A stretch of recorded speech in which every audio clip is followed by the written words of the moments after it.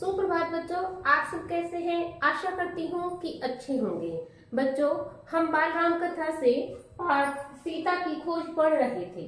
हमने पढ़ा कि किस प्रकार श्री राम सीता के गुम हो जाने पर दुखी हो जाते हैं, वह अत्यधिक शोक में डूब जाते हैं।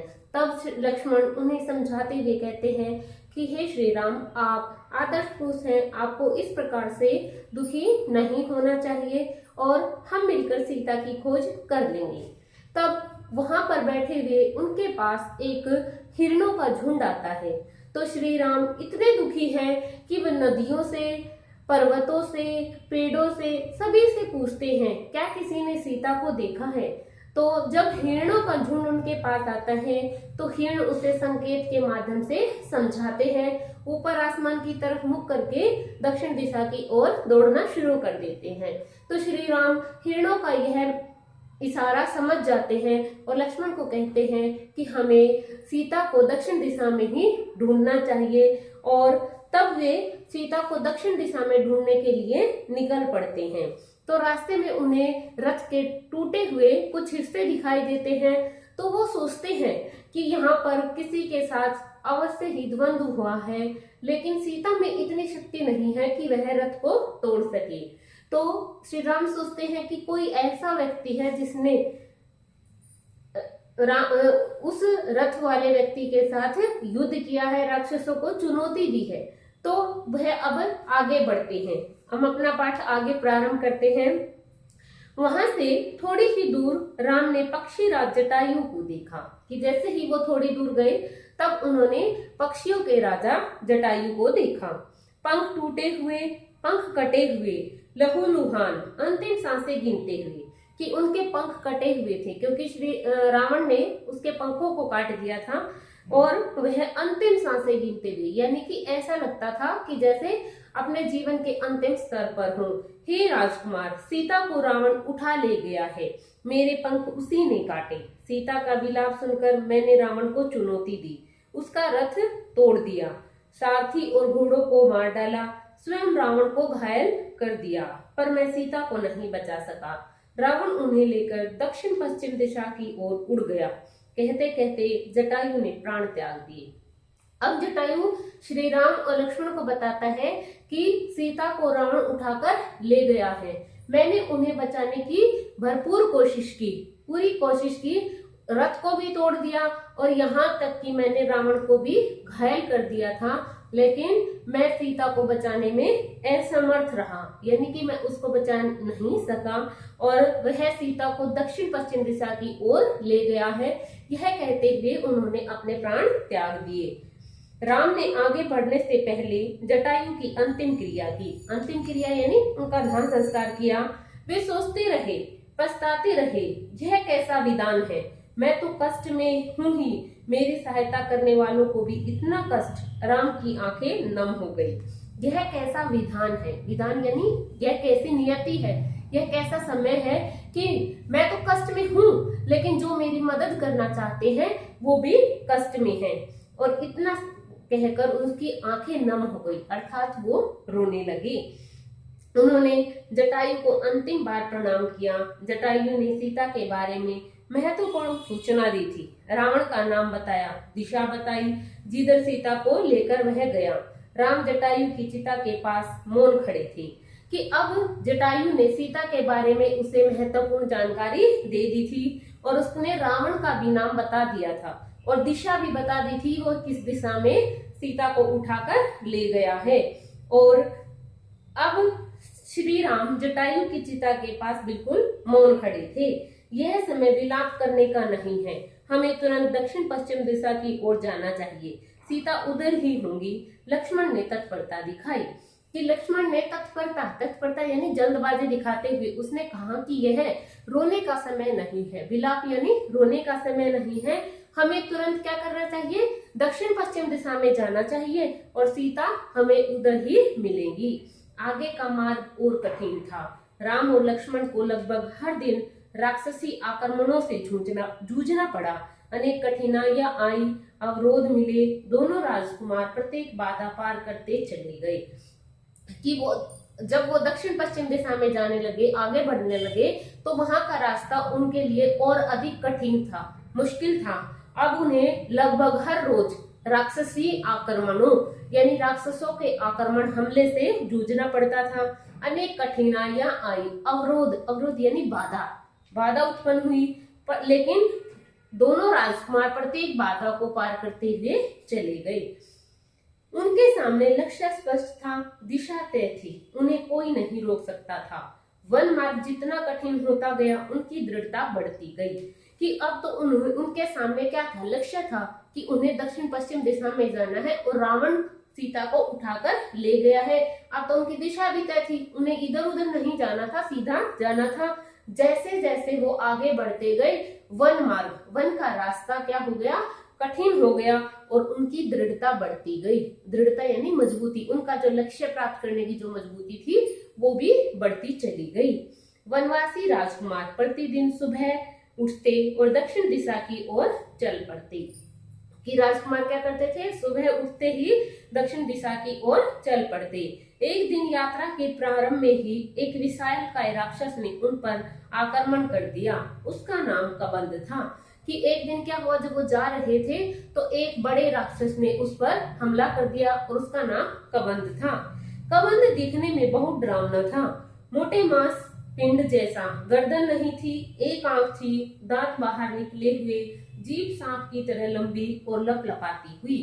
कि कदम कैसा था, बहुत ही डरावना था। जैसे ऐसे लगता है कि जैसे मांस के पिंड जैसा हो, और उसकी गर्दन तो दिखाई ही नहीं देती थी, वह इतना मोटा था, उसकी गर्दन दिखाई नहीं देती थी और उसकी एक ही आंख थी, दांत भी बाहर निकले हुए थे और जीभ है जो सांप की तरह लंबी थी। राम लक्ष्मण को देखते ही कबंध प्रसन्न हो गया। उसने दोनों हाथ फैलाए, एक एक हाथ में दोनों भाइयों को पकड़कर हवा में उठा दिया। कि वह इतना बड़ा था कि उसने दोनों हाथ फैलाकर एक हाथ में श्री राम को और एक हाथ में लक्ष्मण को उठा लिया। उसे मन मांगा आहार मिल गया था। बैठे बिठाए वह अपने शिकार को भुजाओं में लपेटकर मुंह तक ले जाता, इससे पहले ही लक्ष्मण ने अपनी तलवार निकाल ली। एक झटके में कबंध के हाथ काट दिए। उसके हाथ धरती पर गिर पड़े। कि उसे मुंह मांगा, यानी कि राक्षस को तो क्या चाहिए था, माना चाहिए था खाने के लिए। उसका जो आहार था, जो वो चाहता था, उसे बिना किसी मेहनत के, बिना किसी परिश्रम के बैठे बिठाई वहीं पर मिल गया था। अब वह उनको अपने मुंह के अंदर ले जाना ही चाहता था कि राम लक्ष्मण ने क्या किया, अपनी अपनी तलवारें निकाल दी और जिस हाथों से उसने उनको पकड़ा हुआ था उसके दोनों हाथ कट गए और उसके हाथ धरती पर गिर पड़े। कबंध उनकी शक्ति और बुद्धि पर आश्चर्यचकित रह गया। कौन हो तुम दोनों? कि कबंध ने देखा कि उन कितने शक्तिशाली हैं और कितने बुद्धिमान भी हैं, तो तब उसने उनसे पूछा कि तुम दोनों कौन हो? हम अयोध्या के महाराज दशरथ के पुत्र हैं, राम और लक्ष्मण। रावण ने राम की पत्नी सीता का हरण कर लिया है, हम उन्हीं की खोज में निकले हैं। तब राम और लक्ष्मण अपना परिचय देते हुए कहते हैं कि हम राजा दशरथ के पुत्र हैं, और वहां आने का कारण भी बताते हैं कि सीता का हरण रावण ने कर लिया है और वो उसकी खोज कर रहे हैं, उसको ढूंढ रहे हैं। राक्षस कबंध ने राम के बारे में सुन रखा था, साक्षात उन्हें देखकर प्रसन्न हो गया। उसने कहा, मैं सीता के संबंध में कुछ नहीं जानता, लेकिन तुम दोनों की सहायता का उपाय बता सकता हूँ। मेरा एक छोटा सा आग्रह स्वीकार करो तो मेरा अंतिम संस्कार राम करें। कि उसने कहा कि मैं सीता के बारे में तो नहीं जानता, उसने श्री राम के बारे में बहुत सुन रखा था, उनकी शक्ति के बारे में, उसकी बुद्धिमत्ता के बारे में। तो उसने कहा कि मैं सीता के संबंध में तो कुछ नहीं जानता, लेकिन अगर तुम मेरी एक बात स्वीकार करो कि तुम मेरा अंतिम संस्कार करोगे, श्री राम के हाथों मेरा अंतिम संस्कार होना चाहिए, तो मैं तुम्हारी सहायता के लिए एक उपाय तुम्हें बता सकता हूँ। राम ने इस पर सहमति व्यक्त की तो कबंध बोला, आप दोनों पंपा सरोवर के निकट ऋष्यमुख पर्वत पर जाएं।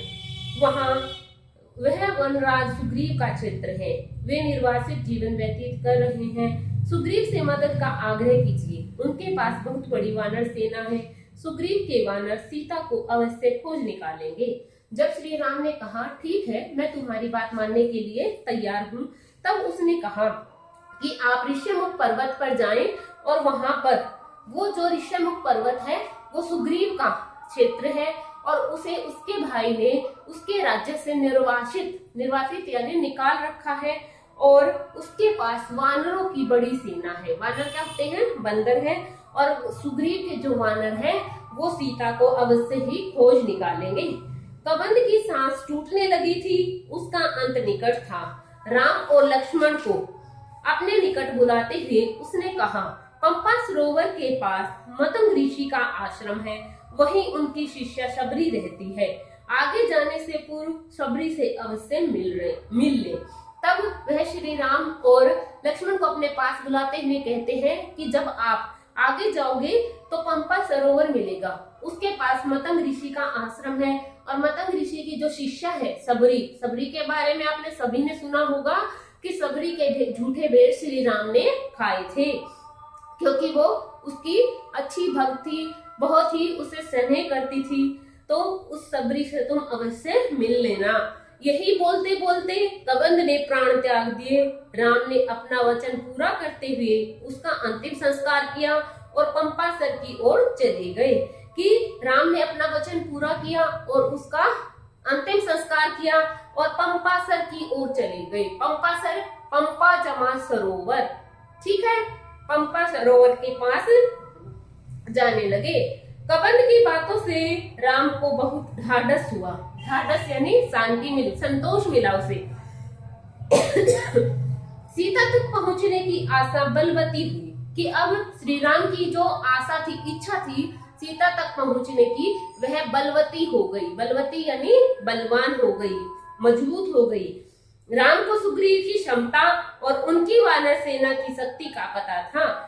वे जल्दी सुग्रीव तक पहुंचना चाहते थे कि राम को सुग्रीव की क्षमता यानी योग्यता का और उनकी वानर सेना शक्ति का भी पता था। वे जल्दी से जल्दी सुग्रीव के पास पहुंचना चाहते थे। ऋषिमुख पर्वत का रास्ता पंपा सरोवर होकर जाता था। पंपासर का प्राकृतिक सौंदर्य अद्भुत था।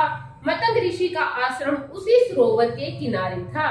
लता कुंज से घिरा हुआ सरोवर का पानी मीठा था। सबरी की कुटिया आश्रम में ही थी कि जैसे जैसे वो ऋषिमुख पर्वत की ओर आगे बढ़ रहे थे तो उन्हें रास्ते में ही पंपा सरोवर मिल गया। और वहां का जो प्राकृतिक सौंदर्य है, प्रकृति का जो सौंदर्य था, वो क्या था? अद्भुत था, बिल्कुल हैरान करने वाला था। मतंग ऋषि ने आश्रम वहीं पर बना रखा था और लता कुंज, लता यानी बेल, जो बेल चढ़ाते ना, उन बेलों से घिरा हुआ था और सरोवर का पानी भी बिल्कुल मीठा था और आश्रम के अंदर ही सबरी की कुटिया थी। वह ऋषि की शिष्या थी, उसकी आयु बहुत हो गई थी। जर्जर काया यानी बिल्कुल कमजोर अवस्था। काया यानी शरीर, उसके जो शरीर था बिल्कुल कमजोर हो गया था, लेकिन आंखें ठीक थी, हर पल राम की प्रतीक्षा में खुली हुई। ऋषि ने उसे बताया था कि एक दिन राम आश्रम में अवश्य आएंगे और उससे मिलेंगे। कि उसकी आंखें बिल्कुल ठीक थी और उन आंखों में प्रतीक्षा थी, इंतजार था किसका? श्री राम से मिलने का। एक बार उसे मतंग ऋषि ने बताया था कि श्री राम इस आश्रम में तुमसे मिलने जरूर आएंगे। राम को आश्रम में देखकर शबरी बहुत प्रसन्न हुई। उनकी आव भगत की सेवा की, खाने को मीठे फल दिए, रहने की जगह दी। उसकी आंखें तृप्त हो गई कि अब शबरी को जब पता चल गया कि जिसका वो इंतजार कर रही है वो आ गई है। उनकी आव भगत की यानी मेहमान नवाजी की, स्वागत किया और उनकी सेवा भी की, खाने के लिए मीठे फल दिए। उनकी आंखें तृप्त हो गई थी, यानी कि उनकी आंखों को जिसका इंतजार था वो उसका जो देखने की जो प्यास थी, तृप्ति यानी बुझ गई थी वो, कि उनको जो श्री राम को मिलने की, देखने की जो आशा थी वह पूरी हो गई। राम ने उससे सीता के संबंध में पूछा। आप सुग्रीव से मित्रता करिए, सीता की खोज में वह अवश्य सहायक होगा। उसके पास विलक्षण शक्ति वाले बंदर हैं। शबरी ने राम को आश्वस्त किया कि जब श्री राम ने शबरी से सीता की खोज के बारे में बताया, सीता के संबंध के बारे में पूछा, तो उसने कहा कि आप सुग्रीव से जाकर मिलिए, वह आपकी क्या करेंगे? मदद करेंगे। और उसके पास क्या है? विलक्षण शक्ति वाले बंदर, यानी कि अद्भुत शक्ति है, उसके पास जो बंदर है उनके पास अद्भुत शक्ति है। शबरी ने राम को आश्वस्त किया, विश्वास दिलाया कि अगर तुम सुग्रीव के पास जाते हो तो तुम्हारी मदद अवश्य ही होगी। अगले दिन राम ऋष्यमुख पर्वत चले गए।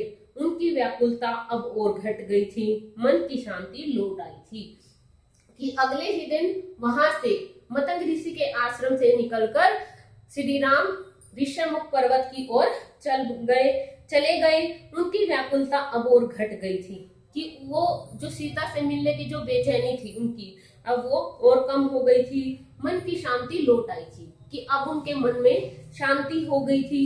और ये क्योंकि अब उन्हें एहसास होने लगा था कि अब वो सीता का जल्दी से ही पता लगा लेंगे। तो बच्चों देखो किस प्रकार से श्री राम और लक्ष्मण ऋष्यमुख पर्वत पर जाते हैं और किस प्रकार से राम और सुग्रीव की मित्रता होती है। किस बात पर मित्रता होती है कि राम को भी वनवास मिला हुआ है और सुग्रीव को उसके भाई ने उसके राज्य से ही निकाल दिया है। तो इस आधार पर दोनों मित्र बन जाते हैं और अंत में सुग्रीव की जो सेना है, वानर सेना, सीता का कैसे पता लगाती है, आगे के पाठ में हम पढ़ेंगे। यहाँ तक बच्चों अगर आपको कोई भी प्रॉब्लम है तो आप कमेंट सेक्शन में लिखकर जरूर पूछें। Thank you, have a nice day.